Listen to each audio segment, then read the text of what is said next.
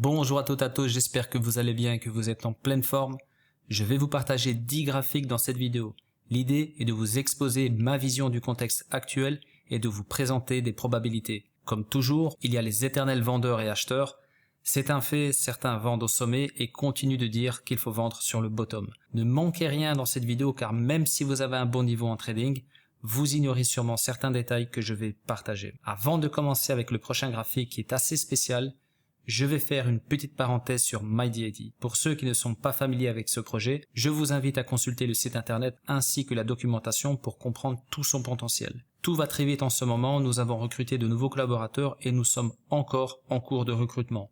Le projet a pris beaucoup de maturité et nous entrons dans une phase commerciale où les entreprises et les particuliers vont commencer à utiliser l'application MyDAD. Nous publierons la tokenomics du token seal le 7 novembre avec en bonus un airdrop. Nous vivons actuellement la plus belle période du projet et nous allons enfin pouvoir le promouvoir à grande échelle. Suivez-nous sur nos réseaux sociaux pour rester informés ou abonnez-vous tout simplement à notre newsletter pour recevoir régulièrement un résumé des avancées. Regardez ce graphique. Ce n'est pas une blague, j'en ai vu passer plusieurs et leurs auteurs sont souvent très convaincus par ce qu'ils présentent. Vous savez pourquoi tant de gens perdent de l'argent sur les marchés financiers? Parce qu'ils se compliquent la vie et laissent trop de place aux émotions. Prenez une grande respiration en regardant ce graphique et expirez doucement. Répétez si nécessaire. Alors, je sais, certains d'entre vous vont peut-être rire, mais respirez profondément avant d'analyser un graphique active le système nerveux parasympathique, ce qui réduit le stress et le cortisol. Cela améliore l'oxygénation du cerveau, la concentration et diminue les distractions internes. En activant le cortex préfrontal, cela favorise la prise de décision et la reconnaissance des schémas, tout en augmentant la flexibilité cognitive. En plus, la respiration profonde régule le rythme cardiaque, ce qui réduit la fatigue mentale et cela permet de maintenir une attention soutenue plus longtemps. Donc, ne prenez pas ça à la légère. Chacun a ses petits secrets et ce sont eux qui font toute la différence. Croyez-moi, je regarde un graphique sans prendre ma respiration, je vais sûrement manquer des choses ou ça va me prendre plus de temps de détecter des éléments importants. Le piège dans le trading, c'est qu'il faut peu de temps pour comprendre un graphique et apprendre à utiliser quelques indicateurs. J'ai formé mon fils en 2 jours à peine, mais il lui faudra des années pour maîtriser le reste, sachant que chaque parcours est différent et que ce n'est pas donné à tout le monde.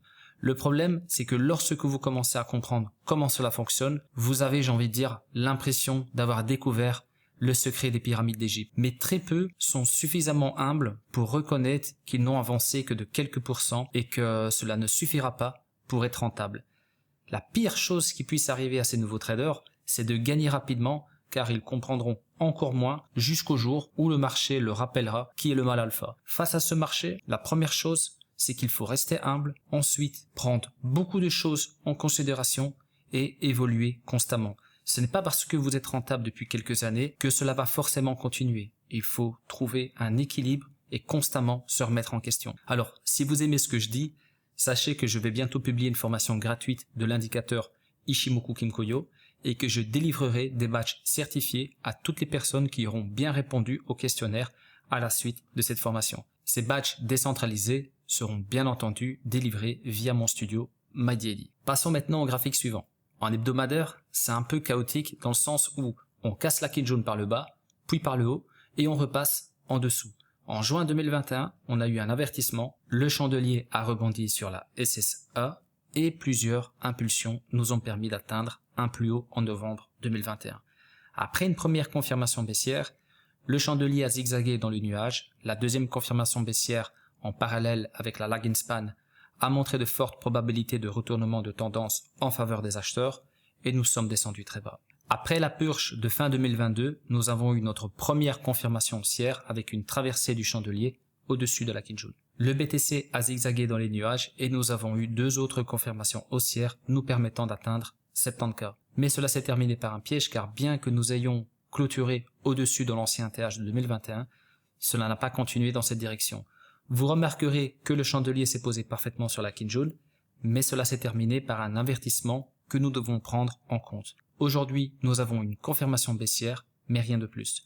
D'autres confirmations sont nécessaires pour que les probabilités de retournement de tendance soient en faveur des vendeurs. Pour l'instant, nous n'y sommes pas encore. Certains diront en regardant l'oscillateur RSI que c'est limpide. Le fait que la courbe ait dépassé le niveau 70 à 2 reprises nous montre que le bull run est derrière nous. En plus, nous sommes en train de titiller le niveau 43, qui est la seule barrière avant une éventuelle purge ou une confirmation baissière sur le RSI.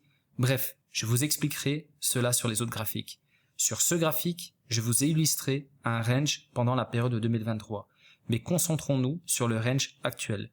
Au-delà d'Ichimoku Kinkoyo, si le chandelier clôture en dessous, nous aurons tout de même une belle confirmation baissière, mais pour l'instant, ce n'est pas le cas.